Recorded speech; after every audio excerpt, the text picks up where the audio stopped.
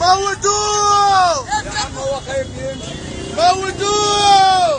صورني انا معاه. صورنا هي صورها.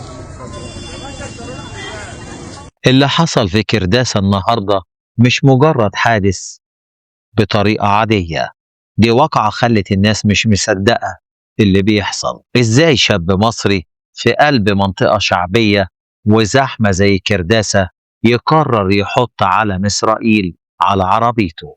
وليه الموقف قلب بكارثة ومصابين وتكسير؟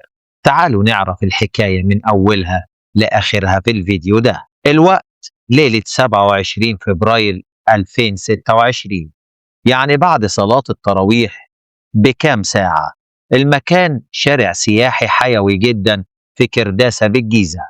فجأة الناس لاحظت عربية جيب شروقي ماشية وعليها صورة علم إسرائيل بوضوح على الزجاج اللي ورا. طبعا احنا عارفين غيرة المصريين والوضع مش محتاج شرح. الأهالي حاولوا يوقفوا السواق ويسألوه ايه اللي انت حاطه ده، لكن رد فعله كان هو الشرارة اللي ولعت الدنيا. بدل ما ينزل ويتفاهم أو يشيل العلم اللي هو حاطه، السواق داس بنزين وحاول يهرب من وسط الزحمة في لحظة خوف أو هياج مش مفهومة.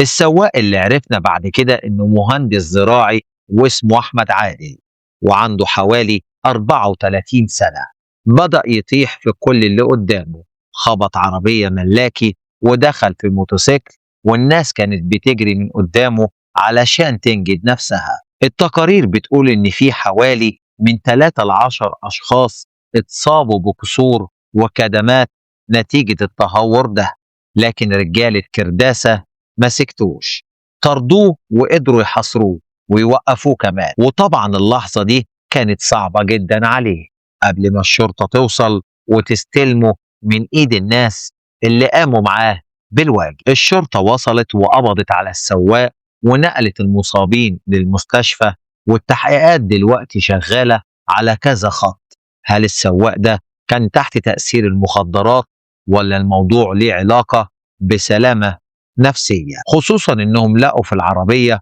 كراسة فيها كتابات غريبة وطلاسم مش مفهومة. والأهم من ده كله، ايه الدافع؟ مهندس مصري بيعمل كده ليه؟ هل هي رسالة معينة ولا مجرد حالة فقدان اتزان نفسية أدت للكارثة دي؟ الحادثة قلبت السوشيال ميديا والناس في غضب ومطالبة بتحقيق سريع وعادل. انتوا ايه رأيكم؟ هل تفتكروا التصرف ده سببه خلل نفسي فعلا ولا الموضوع وراه حاجة تانية؟ اكتبوا لنا في الكومنتات، وما تنسوش تتابعونا علشان نوفيكم بتطورات التحقيقات.